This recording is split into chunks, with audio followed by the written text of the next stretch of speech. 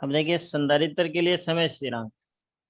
एक पूर्णतः डिस्चार्ज संधारित्र को वोल्टेज आरोपित करके जब चार्ज किया जाता है तो 63% चार्ज होने में जो सेकंड में समय लेता है उसको समय स्थिरांक कहते हैं।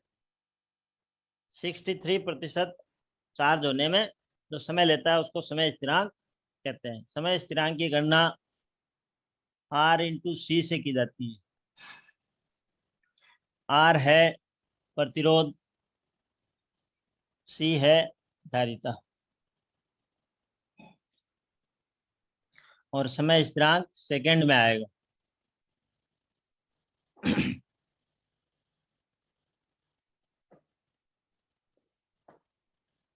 हम जानते हैं कि कैपेसिटर को जब सप्लाई देते हैं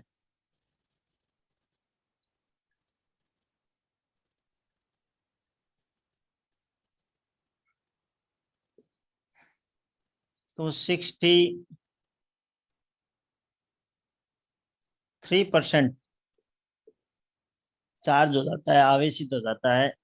उसमें जो समय लगता है वो समय स्थिरांक कहलाता है।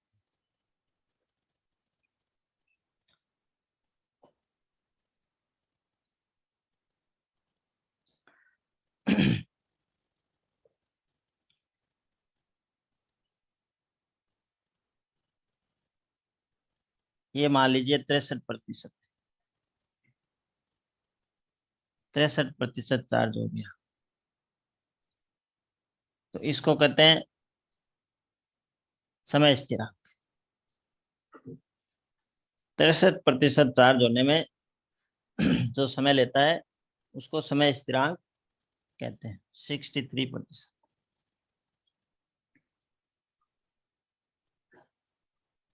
मैंने आपको पहले ही बताया था कि संधारित्र है वो स्टार्टिंग में जल्दी चार्ज होता है, बाद में धीरे धीरे चार्ज। स्टार्टिंग में समय स्थिरांक में 63% चार्ज हो जाता है।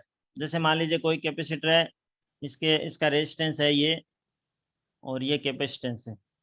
मान लीजिए इसका रेजिस्टेंस है 5 ओम और कैपेसिटेंस है 0.1 0.2 फेरेट। तो इसका टाइम कांस्टेंट निकालिए। समय स्थिरांक क्या होगा? 63, ये कैपेसिटर 63% आवेशित होने में कितना समय लगेगा? T बराबर R/C। R तो है 5 ओम, C है 0.2। ये हो जाएगा 1 सेकेंड। क्या लेगा? 1 सेकेंड। 1 सेकेंड में ये 63% चार्ज हो जाएगा। अगले 1 सेकेंड में 86% चार्ज होगा। कहने का मतलब पहले 1 सेकेंड में वो 63% चार्ज हो गया, 2 गुने समय स्थिरांक में वो 86% चार्ज होता है। 3 गुना समय स्थिरांक में ये 95% चार्ज होगा।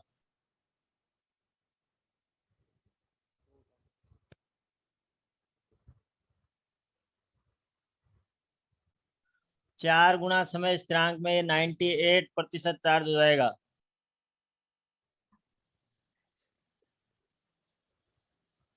और 5 गुना समय स्थिरांक में ये 99.3% चार्ज हो जाएगा। यानी 5 सेकंड, 1 सेकंड में 63% चार्ज हो जाता है, लेकिन 5 सेकंड ले लेगा तब तक ये 99.3% चार्ज हो जाएगा। लगभग आवेशित, इसको पूर्णतः आवेशित माना गया है 99.3% को। तो कैपेसिटर 5 समय स्थिरांक में, 5 स्टेप में, 5 समय स्थिरांकों के स्टेप में पूर्णतः चार्ज होता है। तो समय स्थिरांक किसे कहते हैं? किसी संधारित्र के लिए 63.2% आवेशित होने में जो समय लगता है वो समय स्थिरांक कहलाता है। इसकी गणना R/C से की जाती है। और जैसे चार्ज होता है वैसे डिस्चार्ज भी जल्दी होता है।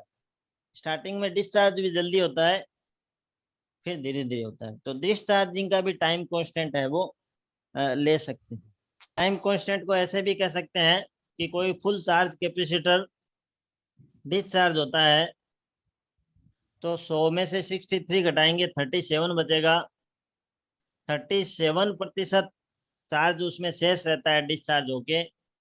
तो जो समय लगता है वो टाइम कांस्टेंट कहलाता है। फिर 86 में से 100 में से 86 घटा दीजिए, 14% चार्ज बचता है, तो वो 2 गुना टाइम कांस्टेंट लेता है।